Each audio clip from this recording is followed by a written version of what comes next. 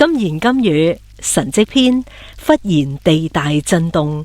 經文：約在半夜，保羅和西拉禱告唱詩讚美神，眾囚犯也側耳而聽。忽然地大震動，甚至監牢的地基都搖動了，監門立刻全開，眾囚犯的鎖鏈也都鬆開了。使徒行傳16章25至26節。今日嘅主題，忽然地大震動，係喺乜嘢情況下發生嘅呢？當進入經文嘅詳細內容，就清楚知道係神喺監獄裏邊要行一個神蹟，將佢嘅兒女保羅同埋西拉救出監獄。唔單止係咁，神仲喺其中拯救咗獄卒一家，使佢哋蒙恩得救。神蹟嘅發生係源於保羅同埋西拉喺獄裏邊大聲禱告、唱詩讚美神。保羅同埋西拉因為宣教而遭遇患難，佢哋被關進監獄，受到鞭打苦待，但係佢哋並冇埋怨神，或者係苦苦哀求神去拯救佢哋，反而佢哋喺監獄裏邊唱詩禱告讚美神。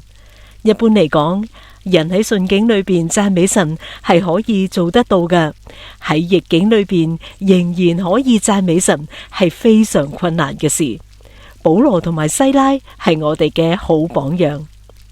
我哋好多時會將自己嘅眼目放喺問題同埋困境上邊，睇問題大過神。有啲人就會等解決咗問題或者勝過咗佢哋嘅困難，先至去讚美神。其實呢個唔係得勝嘅諗法，我哋應該效法保羅同埋西拉，喺處喺逆境裏邊，仍然唱詩禱告讚美神。保羅同埋西拉讚美神之後，地大震動，監牢嘅門、囚犯嘅鎖鏈都打開咗啦。神親自介入去幫助保羅同埋西拉，並且連其他囚犯嘅鎖鏈亦都被打開咗啦，叫佢哋都同時獲得釋放。按當時羅馬法律規定，獄卒俾囚犯逃走係會被處死嘅。當時負責看守監獄嘅獄卒非常恐懼，要自殺，反而被保羅帶佢信咗耶穌，一家蒙恩得救。感謝神！當我哋讚美神嘅時候，神係會設立佢嘅寶座喺我哋當中，意思即係佢係會喺人同埋事嘅當中掌權，叫唔可能嘅事變成可能。喺苦難裏邊，我哋好多時都會向神苦求，但係今日嘅經文俾我哋嘅亮光係我哋應該唱詩禱告讚美神。我哋要相信神係滿有大能嘅神，一切主權都喺神嘅手裏邊。禱告唱詩讚美係可以改變我哋嘅處境，叫我哋反敗為勝，睇見神嘅榮耀彰顯。禱告唱詩讚美神係可以改變局勢嘅。喺舊約記載，約沙法王面臨敵軍壓境，無力對抗嘅時候，神要約沙法只要站着不動，敵人就會被自然擊潰。於是約沙法喺神仲未動工之前，喺未曾見到勝利之前，佢設立歌唱嘅人，歌唱讚美神。當佢哋穿上聖潔嘅禮服，走喺軍隊嘅前邊，讚美耶和華咁話：當稱謝耶和華，因他的慈愛永遠長存。眾人方唱歌讚美嘅時候，耶和華就派伏兵擊殺嗰啲嚟攻擊猶大人嘅亞捫人、摩押人同西爾山人，佢哋就被打敗啦。我哋係咪長久喺一個處境或者困局裏邊，睇唔見、感受唔到、經歷唔到神嘅祝福同埋拯救呢？我哋可以嘗試禱告唱詩讚美神，以讚美神為我哋嘅禱告，讓神嚟為我哋爭戰同埋伸冤。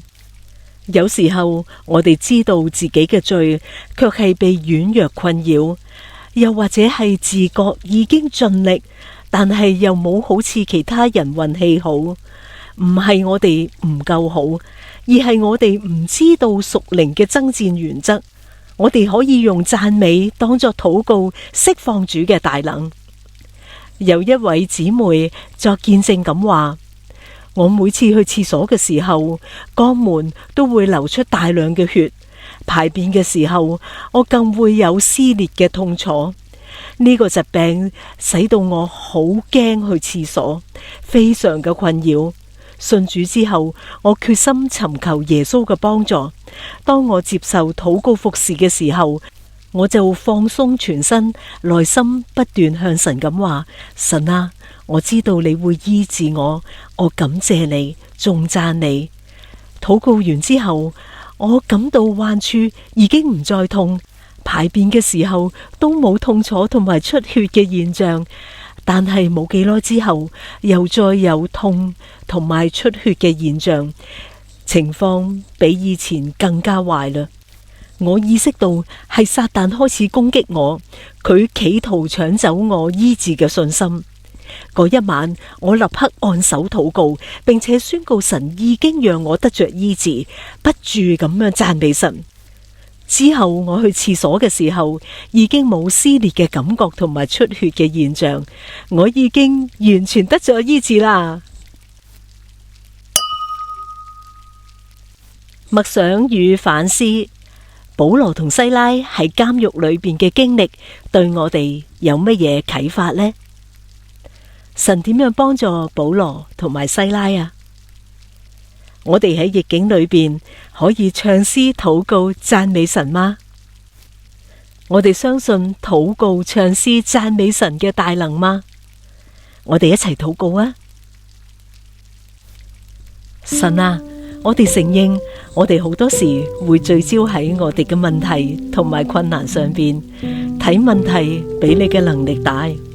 另外，我哋又常常會睇見問題得到解決嘅時候，先懂得開聲去讚美你，求你寬恕。我哋要效法保羅同埋西拉對你嘅信心，唔受困難同埋環境影響，相信你係滿有能力嘅神。不論喺任何時候、任何地方同任何處境，我哋都要禱告、唱詩、讚美神。感謝主，奉主耶穌基督嘅聖名祈求，阿門。